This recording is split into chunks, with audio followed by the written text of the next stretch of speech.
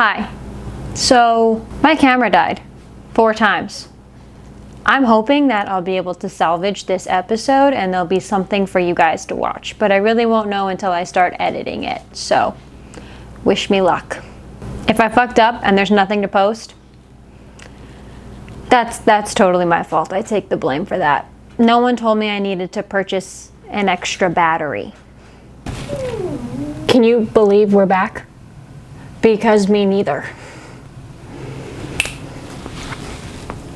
I'm a star. Spooky Sunday dinners, spooky Sunday dinners, spooky Sunday dinners. I still can't afford a theme song. Hi, for those of you that are new, my name is Johnny Taylor and this is Spooky Sunday Dinners, where every other Sunday, when I'm late Monday, and I'm working on that Thursday, we talk about a true crime case that I just really want to fucking talk about while we make a fairly easy recipe. So, if true crime, cooking, and dark humor is your thing, you might want to hit that subscribe button below. Week 2 with the camera, guys. We're on a new setting this week. We got a little blurry last week. Forgive me these next couple weeks trying to figure this shit out because I don't know how to use it. If you have any tips and tricks though, be sure to comment below with them because your girl needs it. We're in it. You know what time it is. It's Karen disclaimer time. Hi Karen. How you been? Karen disclaimer number 1. This is spooky Sunday dinners. Emphasis on spooky. We talk about true crime, murder, disease, and all fucked up shit, while we add a nice little sprinkle of comedy on top, because that's how I cope with being obsessed with something so fucking dark. If that offends you in any way, shape, or form, makes you want to email, DM, call, or text me telling me how shitty of a person I am, honestly, you guys probably have a club by now. What do? Meet on Tuesdays? Have donuts? Let me join the club. I don't like myself either. Karen disclaimer number 2. These are not professional recipes. I don't have the nutritional facts, and these are not really for nutritional value. It's just what I feel like making that day. So if you make this and you don't like it, or you fuck up and get sick, it's not my fault, Karen. Do better. Now that we've got disclaimers out of the way, and you won't be too mad at me if this shit goes blurry, let's talk about what we're getting into this week. All right, you asked for it. Like 5 of you asked for it. This week, we're gonna talk about him. We're gonna dive in. We're gonna do our best. We are officially talking about Jeffrey Dahmer. Yeah, we're going there. It's a doozy of a doozy.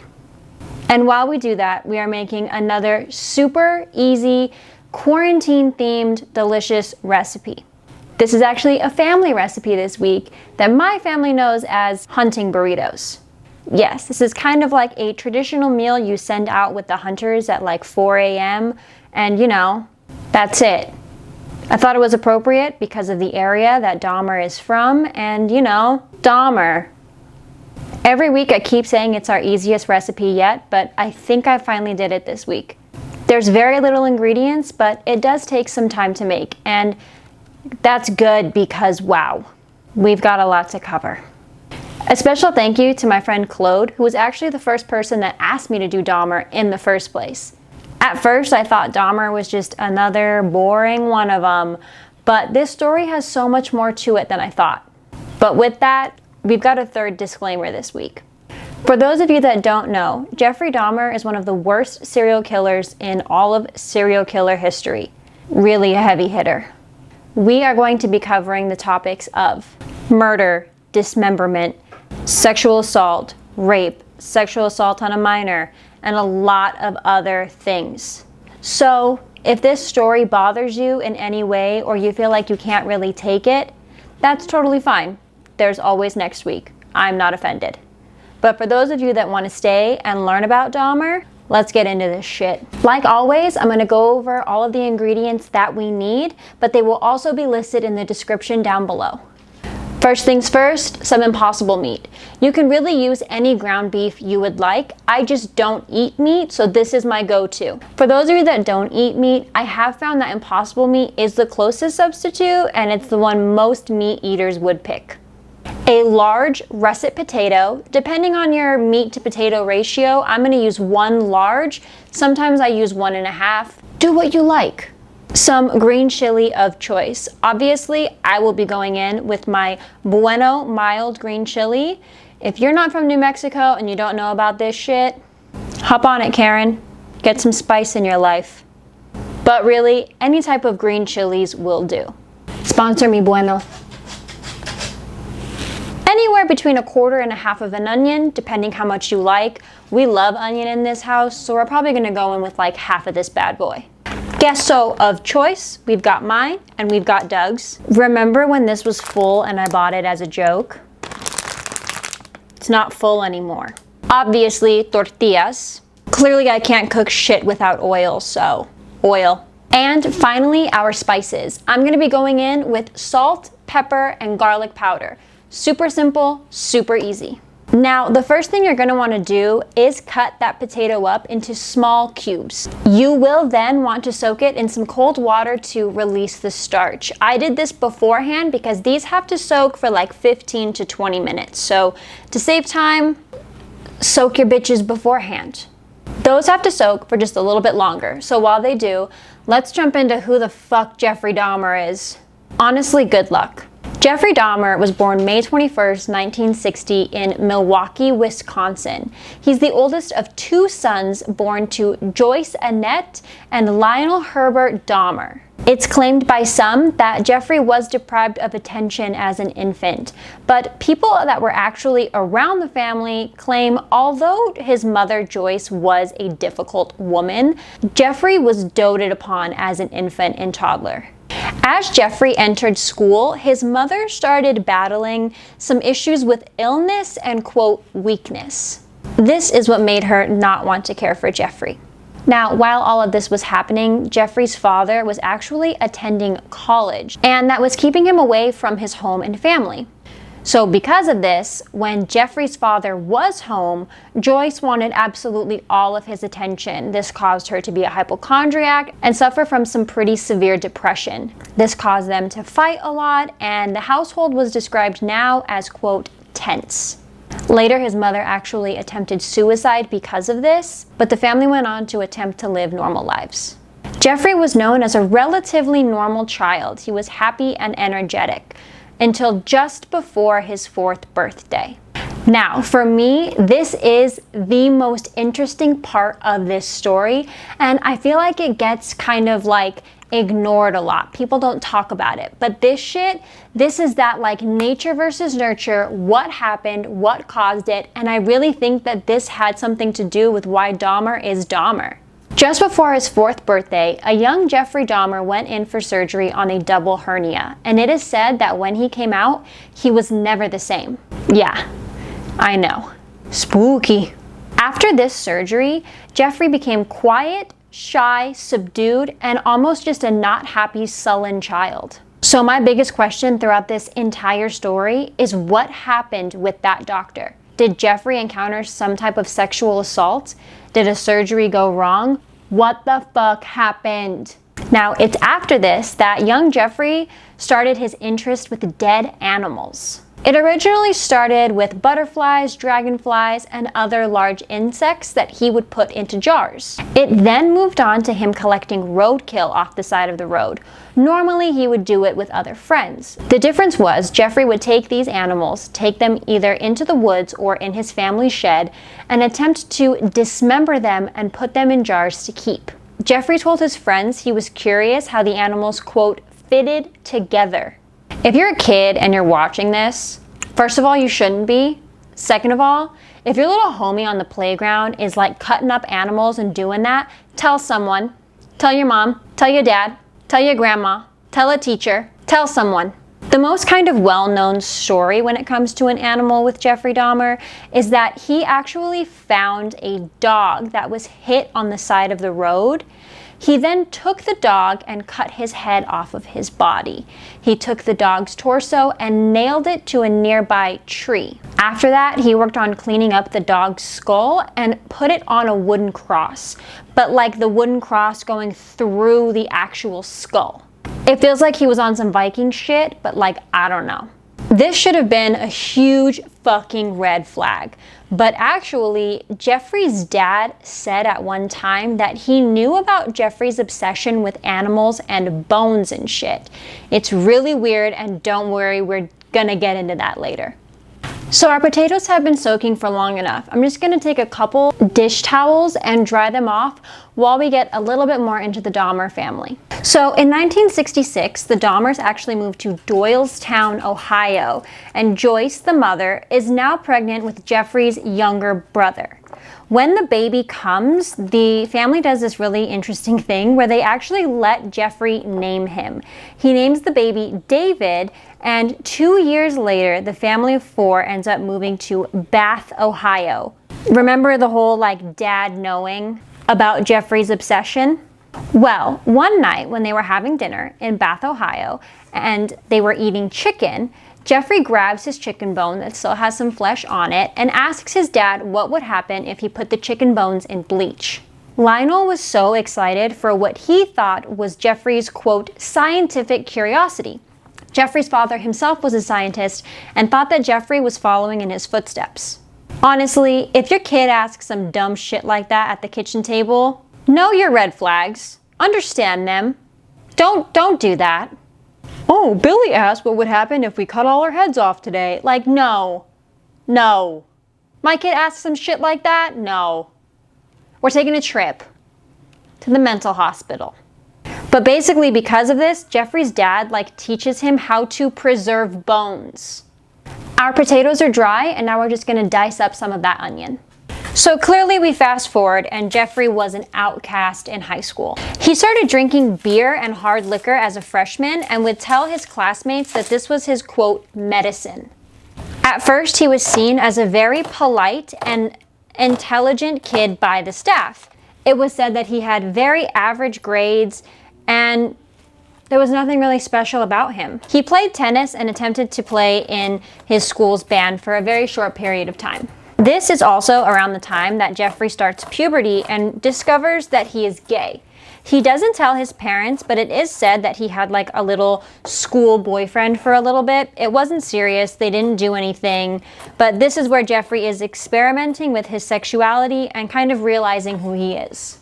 With Jeffrey discovering a little bit more about his sexuality, he also starts to have fantasies about like controlling and dominating submissive men in a sexual way. This is also where it escalates to him having fantasies about dissecting and dismembering men. He even sees a jogger that he has like a crush on and decides that he wants to hide in the bushes, hit him with a bat, and then like take advantage of him sexually. Jeffrey goes as far as to actually plan that and hide in the bushes, and that just happens to be the day that the jogger didn't run by. Although Jeffrey was an outcast, he was later known as like a class clown, and he would do things like fake seizures and weird shit, and they would call it doing a Dahmer in school.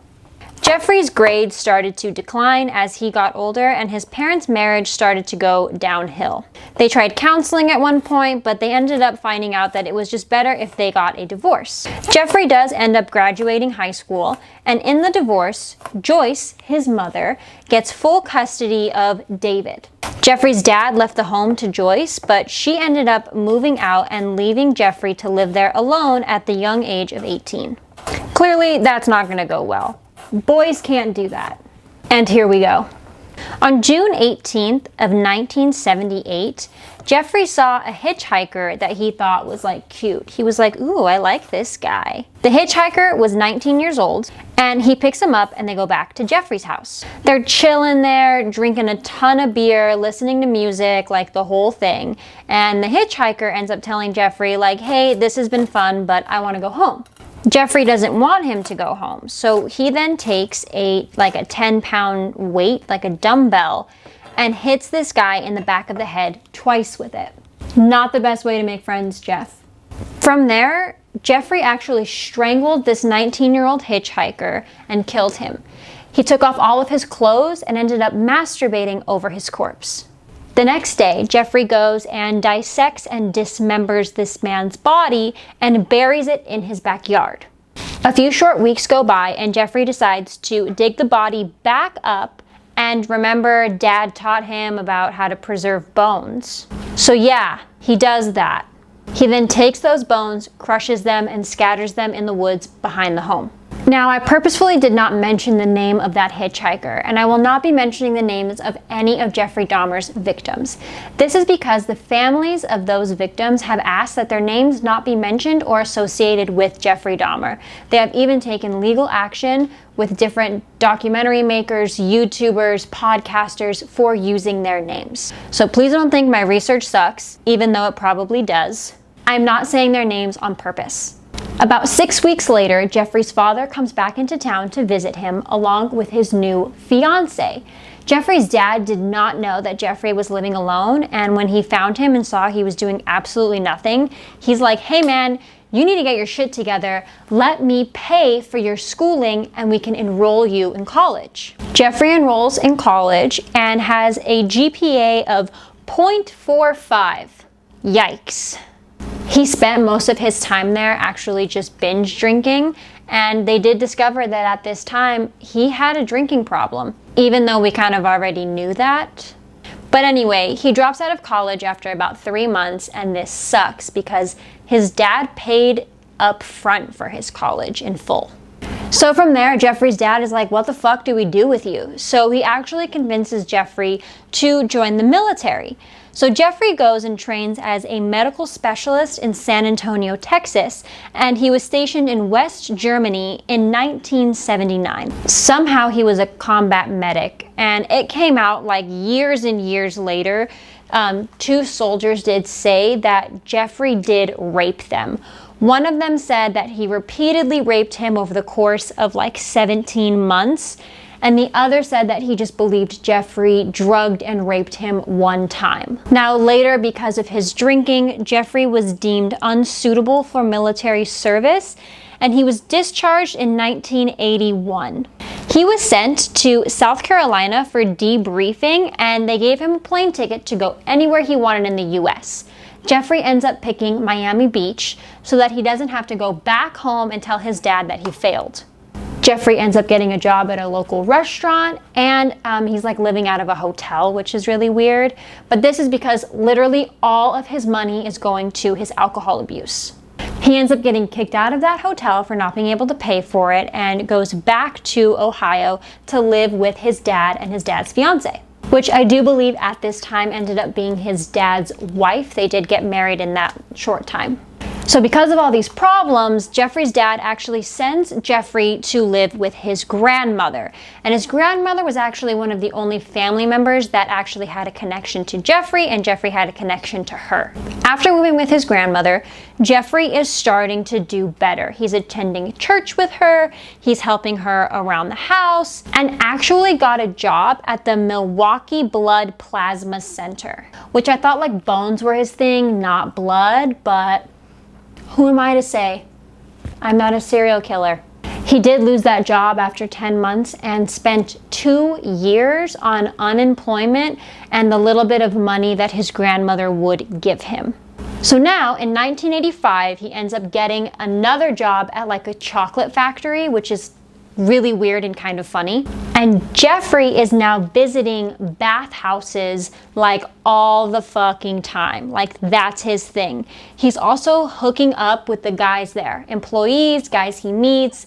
That is like his hunting grounds. He's gonna find himself a man's. But he says at this time he's hooking up with these guys and he's not into it. He says that while they are doing the nasty, these guys are moving too much, they're talking too much, and he's not really turned on by it. So his remedy for that is to actually drug them with crushed up sleeping pills in drinks and then rape them while they're drugged. He got away with this 12 times before getting caught and having his membership revoked. Now at that time, these were like gay bathhouses, so they weren't going to call the cops and do anything. They just revoked his membership and banned him from ever going. After this, he does have like a weird indecent exposure charge that does involve some kids. I don't know, it's weird. His story's weird. But back to it. On November 20th of 1987, Jeffrey meets a 25-year-old guy at a bar and they're getting kind of friendly, right? He invites him back to his hotel, which by the way, he got a hotel for this, with the intention to drug and rape him. The next morning, however, Jeffrey wakes up to this man under him and he says his chest was caved in, bruised, and blood was coming out of the corner of the man's mouth. Jeffrey also noticed that his fists and one of his forearms was like super severely bruised. He said he had absolutely no memory of killing this man, and like way later, like after getting caught way later, he even goes on to say, quote, he just couldn't believe this happened. So to dispose of this body, Jeffrey goes and purchases a big ass suitcase, stuffs the body in it, and takes the body back to his grandmother's house. He leaves the body in the suitcase for like a week. He then pops that sucker open and proceeds to take all of the limbs off the torso, as well as cutting the head off. He like removes the flesh or like cuts it off of the bones into like small pieces to put in like big garbage bags to dispose of. And he wraps the bones in a sheet and then pounds them to like a dust, like pounds them to just little splinters with a sledgehammer. And he goes and throws everything but the head away. And after like 2 weeks of just like hard chilling with this head, he remembers his dad's advice and attempts to boil the head in like these different solutions and preserve the skull. He kind of succeeds at it and goes and uses that skull as like a weird solo sex toy for a while, until he realizes that that skull he's made like way too brittle. It just keeps falling apart. So then he goes and crushes that, throws it away too. But after this, Jeffrey is fucking in it. He's like, yo, this is my thing, the thing I'm good at. And he's like, let's keep this party going, motherfuckers.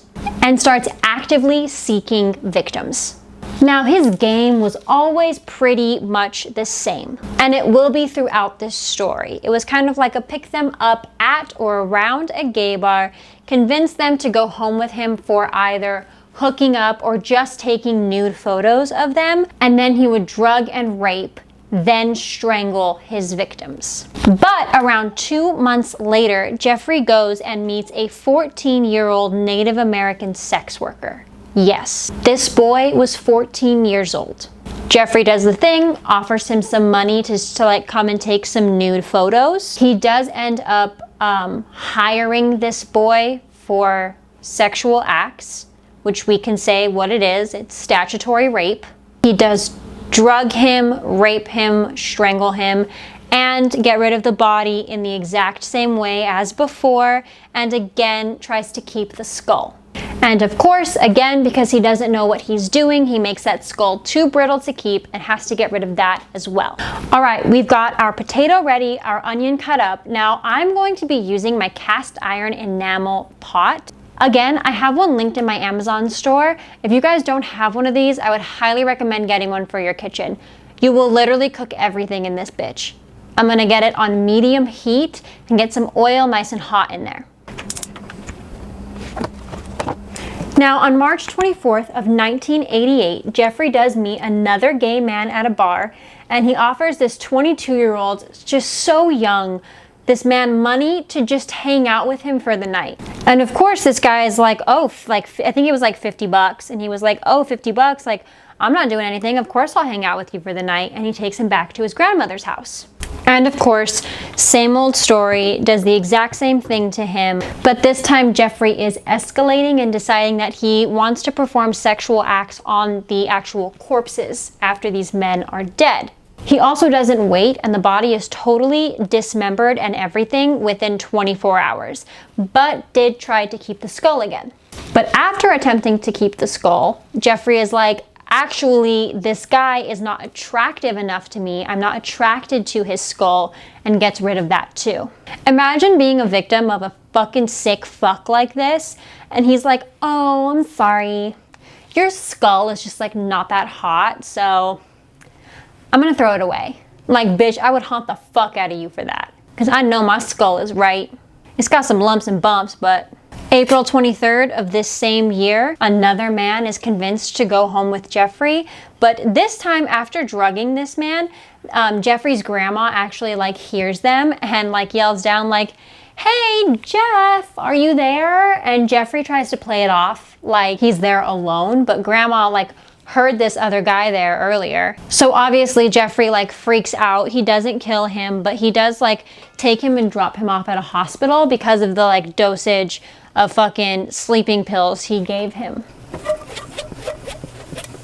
I went ahead and threw my onions in this pot, and I'm just gonna stir them around until they're fragrant and starting to get translucent. Amazon storefront. So we fast forward to September of that year, and grandma is fucking over it. Grandma's done. She's like, you're bringing guys home in the middle of the night. I can't take whatever smell is coming down there. She actually never went to check it, but she was like, you gotta get out of here. Like, you have to go. I can't take it anymore. Which is so funny to me that this grandma had no idea what was going on, because my grandma would have caught that shit. My grandma would have caught that shit before I even did it. But anyway, she's like, get the fuck out. And Jeffrey gets his own apartment on September 25th. Literally the next day, September 26th, Jeffrey is arrested for drugging and sexually fondling a 13-year-old boy. Same story, lured him in with the nude photos. You know, I'm gonna pay you $50 to take your nude photos. But because of this, in January of 1989, Jeffrey was actually convicted of second-degree sexual assault and enticing a child for immoral purposes. At this time, he is moving back into his grandma's house because of this whole ordeal. And 2 months after this, but 2 months before his sentencing, Jeffrey goes on to meet a 24-year-old man at another gay bar, and this was on March 5th. And Dahmer is literally like, look man, I wasn't planning on doing anything. Like, I just wanted to like drug and rape him. That was it. But obviously ended up strangling him. Oops, I guess. I don't know. But Jeffrey goes, puts the body in grandma's bathtub, does the same old shit, same dismemberment. You know the story. He likes to stick to the same routine. This is like his thing. I'm gonna add a little bit of garlic to these onions now. The difference in this one though is this man is actually so attractive to Jeffrey that he decides he's going to preserve his head and his pee-pee. He puts them in an acetone solution and actually keeps them with him while he moves around, and even goes as far as to put it in his work locker, you know, because decor. Jeffrey finally goes on to get sentenced 5 years probation for that sexual misconduct situation, which I know, drugging and fondling a child got you 5 years probation. Fuck the system. We're gonna go ahead and add our potatoes in now. With this probation, he even goes on to get a work release permit, and he is now a registered sex offender. Jeffrey now moves back out on his own again, and 1 week later, he goes to find a 32-year-old sex worker, and Jeff, quote, hired him, and you know exactly what happens from here. But now, Jeffrey has saved up and purchased a Polaroid camera. So as soon as he murders him, he actually can take his body and pose it in sexually explicit poses and take the photos of them, and then take photos of this body getting dismembered. All right, our potatoes are in there. I'm just gonna add some salt, pepper, and a little bit of garlic. These potatoes are gonna take a while to cook because potatoes, so we can really focus on the story for a bit.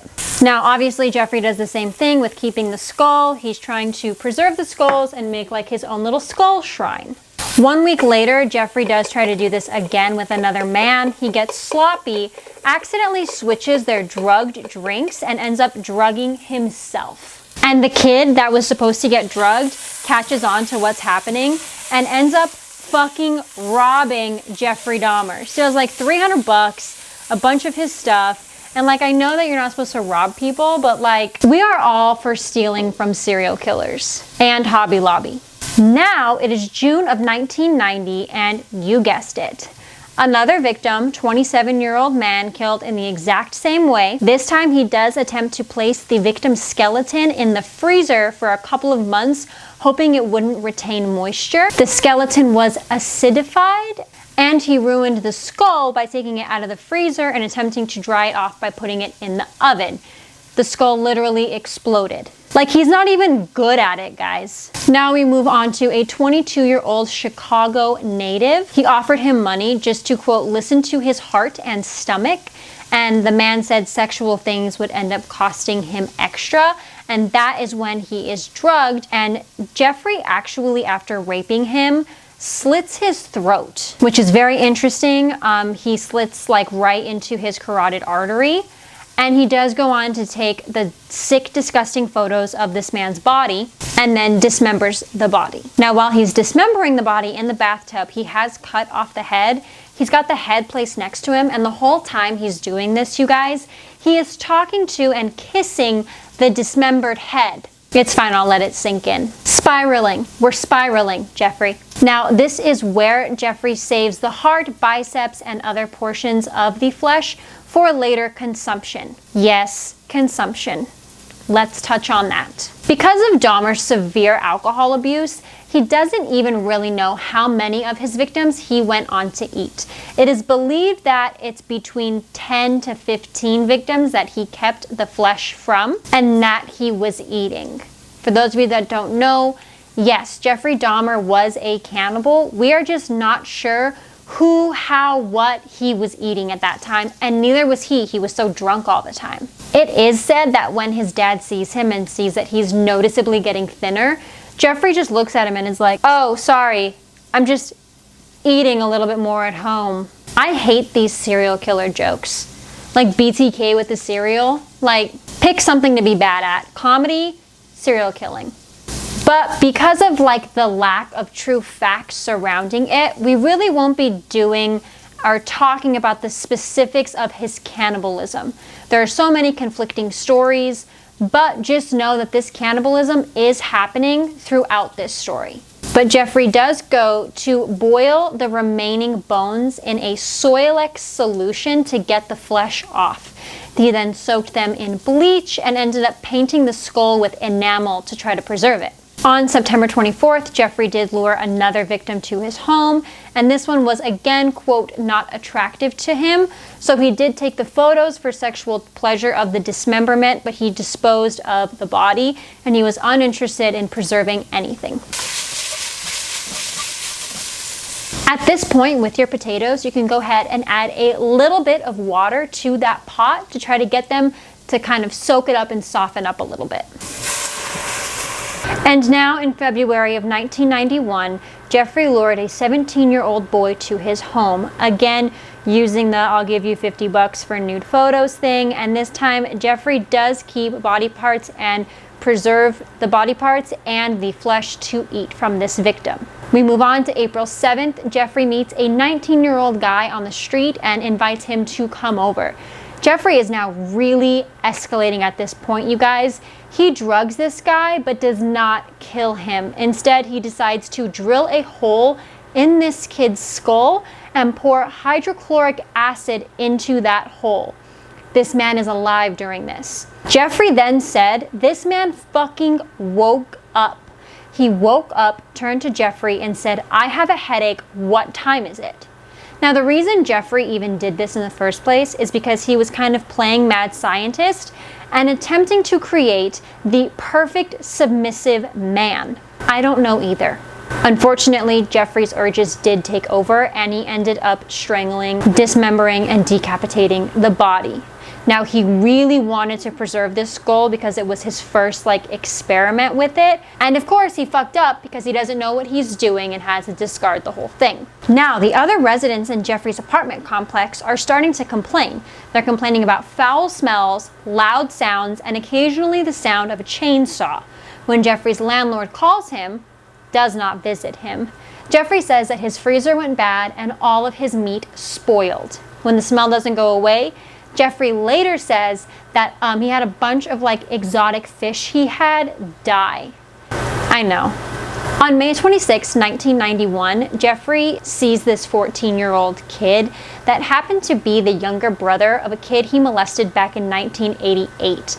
He approached the kid with the same nude photo offer, and he does the same thing with the hydrochloric acid in his head, drills the hole while he's still alive. He walks the boy into his bedroom where the boy sees the body of a victim Jeffrey killed 3 days prior to this boy. And this boy is too fucked up. He can't really do anything. He passes out. This is where Jeffrey lays next to him on the bed, starts drinking a ton of beer, right? And then leaves to go to a bar.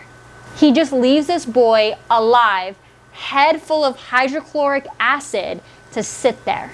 Once we can see our potatoes kind of starting to cook and get a little bit soft, a little bit brown, we are going to go in with our Impossible meat. Now the cool thing about Impossible meat is that it cooks so quickly. I would recommend putting your regular ground beef in a little bit sooner, but for Impossible meat, it really is so quick that I tend to wait until the potatoes are almost done to then throw this bitch in. Hi. Hi. Are you not almost done? I just gotta throw the meat in. Okay, maybe I'll go walk her right now. Okay. When Jeffrey gets back from his drinking spree, this kid is actually outside his apartment, naked on the corner with 3 young women, right? And these 3 young women are like, oh my God, can we help you? What can we do? What's going on?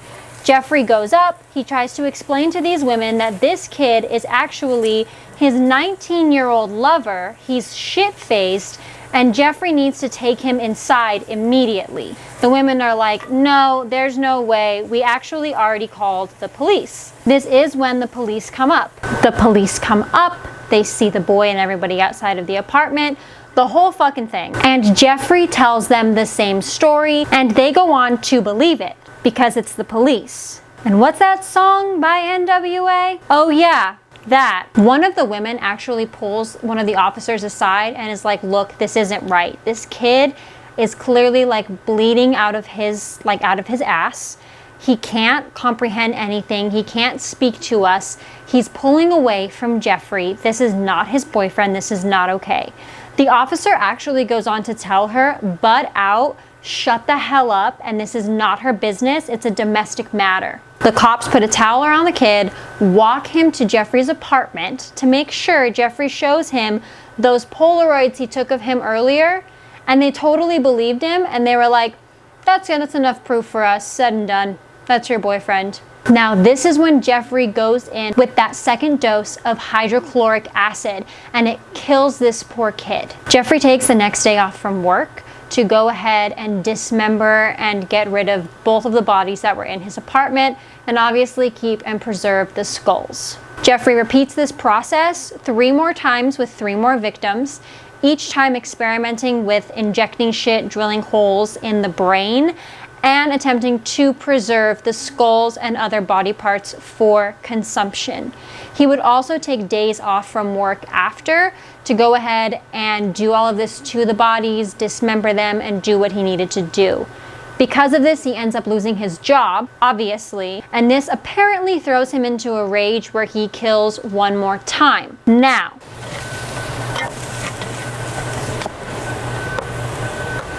our meat is just about done cooking. The last thing we're gonna do is just get some of that green chili, mix it up in a bowl with a lot of garlic, and add it to our 1-pot mixture. So, on July 22nd, 1991, Jeffrey approaches 3 men, like in a park, and he's like, hey, look guys, $100 to let me take some nudes, we hang out, drink some beer, and we just kind of get to know each other. One of the guys sitting there is like, hell yeah, I need $100, and says he's down to do it, right? Jeffrey takes him home, and this guy immediately smells death, obviously. He then sees the boxes of the hydrochloric acid, where Jeffrey tells him, oh, I use that to clean bricks. The guy is like, there's no way, something is wrong here. He then goes on to see like a 57-gallon jug in Jeffrey's bedroom where he's like, something's not right. This isn't okay. This is when, while he's not looking, Jeffrey actually puts one handcuff on him and the guy stops him from putting one on the other wrist. But when all of this happens, Jeffrey pulls out a knife, cuddles up to him with the knife and says, "I'm gonna eat your heart." So he fully tells this man he's gonna eat his heart, and the man is like, "Oh, cool story. I actually have to take a shit." And Jeffrey's like, "Yeah, okay, go ahead, go to the bathroom." So the guy goes to the bathroom, attempting to escape out of a window he was hoping to find.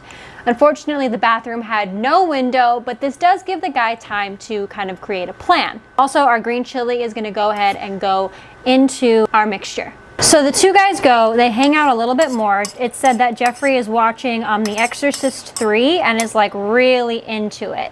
This guy waits until he gets a little more into it, is like, "Hey, I actually have to go to the bathroom again." Jeffrey's like, "Yeah, I don't care, do your thing." He goes to the bathroom and decides that this is his time. As he exits the bathroom, while Jeffrey is kind of distracted with the movie, this man, this hero, this fucking legend goes and just clocks the fuck out of Jeffrey Dahmer right in the face. Like, just punches and runs, which is like, I'm impressed because I couldn't. I could never. I'm a little bitch. So finally, at around 11:30 p.m., the guy flags down local police and tells them everything. He even has the handcuff to prove it. The police are skeptical, but take him back to Jeffrey's house to look for the key. When they go in, Jeffrey's like, "Yeah, I handcuffed him, but this was because it was totally consensual. You hold on, don't come any closer, I will get the key." The cop is like, no, for safety reasons, I'm actually going to go and get the key. He opens his like bedside table dresser thing and fucking sees all of the Polaroids. My guy didn't even try to hide any of them. They were just there. So the cop takes the Polaroids and shows them to his partner. Jeffrey sees this, freaks out, and attempts to fight the police. They arrest him and continue looking through the house because clearly there's some shit going down. The first thing they do is open the fridge and they find a freshly severed head in there. They go on to find a total of 4 severed heads in the apartment, 7 skulls, 2 human hands, some arm muscles, a whole torso in the freezer, some flesh stuck to the bottom of the freezer, like the icy part. They also find 2 whole skeletons, another pair of hands, 2 preserved peepees, a mummified scalp, and 3 more torsos that were in that drum that the guy saw when he first came into Jeffrey's bedroom. There were like 74 Polaroids in the apartment that showed exactly what he did. And the chief of police went on to say that taking apart this crime scene felt more like, quote, taking apart a museum than an actual crime scene. On July 23rd, 1991, they started questioning Jeffrey, and over the course of 2 weeks, they conducted over 60 hours of interviews.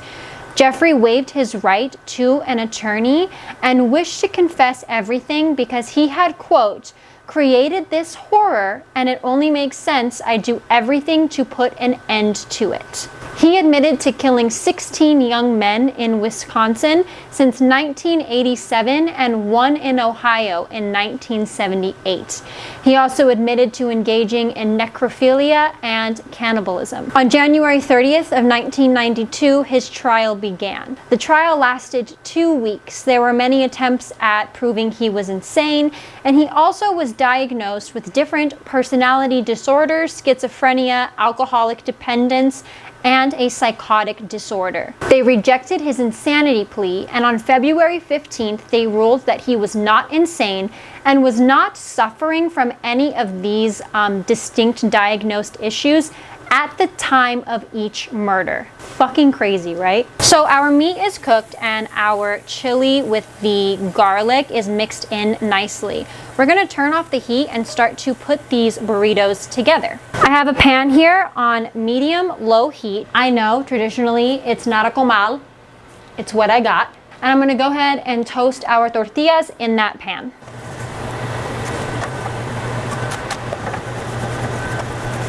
Now, normally, if you guys eat the same cheese in your household, you can go ahead and throw your cheese right in that same one pot and mix it up. But because I'm a difficult bitch, I'm actually going to mix the cheese into each individual burrito while I put them together. All right, so Jeffrey was sentenced to life in prison plus 70 years. The death penalty was actually not an option because Wisconsin abolished capital punishment back in like 1853.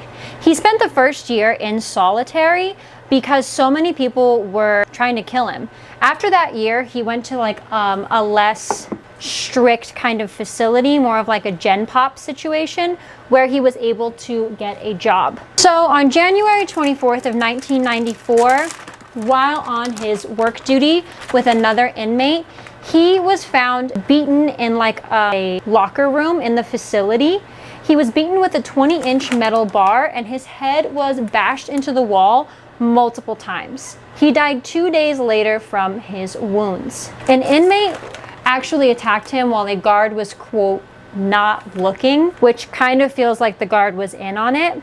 And he also attacked and killed another inmate at the same time. When asked why he did it, this inmate who was suffering from schizophrenia said that, quote, God told him he needed to do it. Now, Jeffrey's mother is deceased. His father wrote a tell-all book, and his brother ended up changing his name. His brother was like, I don't want any fucking thing to do with you. I'm changing my name. Don't associate me with this. I'm not related to him, and no matter what you do, you can't find the kid. And Dahmer has gone down in history as one of the most notorious serial killers and cannibals. But what I want to know is, what the fuck do you guys think about this? What about that surgery when he was 4 years old? Do you think that that had absolutely anything to do with this? Because I absolutely fucking do. Here is our finished hunting burrito. I added our cheese to it and mixed it up. Be sure to comment down below your theories about Jeffrey and why you think he is the way that he is. Thank you guys so much for cooking with me this week and letting me tell you this insane story. I know it's a long one, I know it's a lot, but we fucking did it. I don't know. Don't forget to like, share, and subscribe, and yeah, fuck. Thank you for watching Spooky Sunday Dinners. I am still singing. Still can't afford a theme song. Smells like home. Oh. Oh. It's also like 10 o'clock now, so this was a lot. Be sure to comment down below future crimes you want me to commit